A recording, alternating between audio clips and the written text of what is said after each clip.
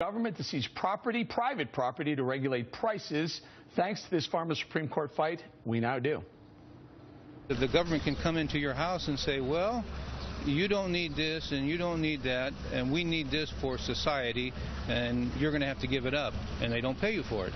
That's what every citizen should be worried about. Wayne, you're fired up about this.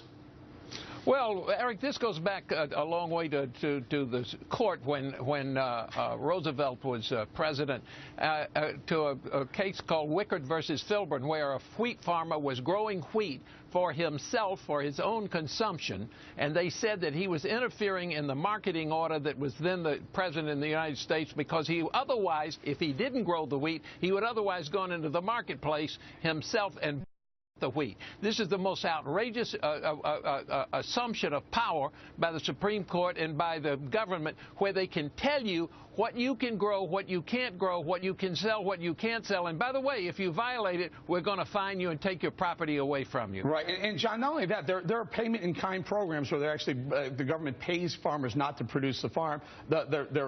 Their farmland, because they want prices to be elevated. This is different, though. They want to take this guy's product, and they say they can do it constitutionally. Can they?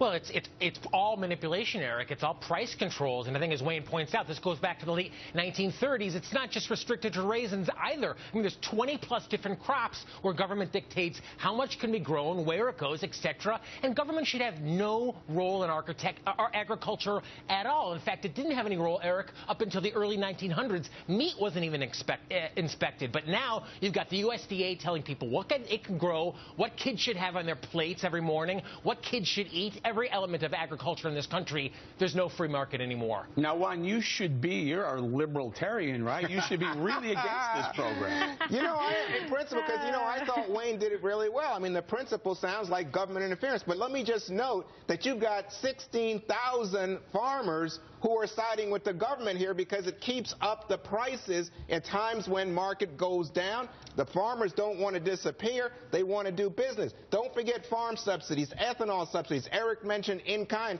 when farmers don't even cultivate the land. Why? Because the government wants to make sure we can all eat. These are all anti-free market policies, right, Lisa? Even co-ops are anti-free market. Well, absolutely. And all this equates to is the federal government using an archaic law to bully and steal from these farmers.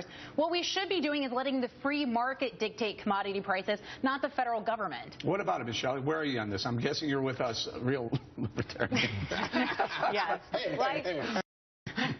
Like they said, this stupid law goes back to the New Deal era. And let's be honest, there's nothing more depressing than a Depression-era FDR economic policy, and that's what this is, and I hope they win.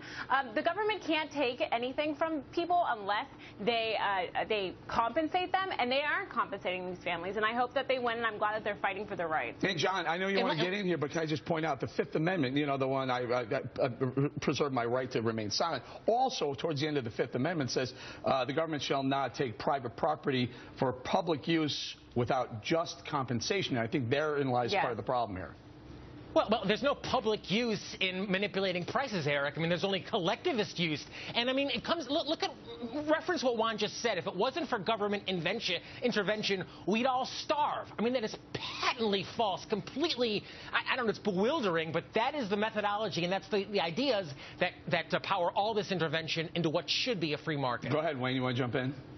Yeah, I was going to say there's something even more fundamental to this. You think back of how the Supreme Court made this decision, and we have the same thing about Obamacare. Here we have Chief Justice Roberts, who did not listen to the arguments that came before the court on Obamacare. He had to reach outside of that and call this a tax in order to make it valid. And that's what's scary, is that the Supreme Court is substituting its own judgment for the Constitution of the United States. That has to stop. Where have I heard that before? Reaching over and calling it a tax instead of what it really is.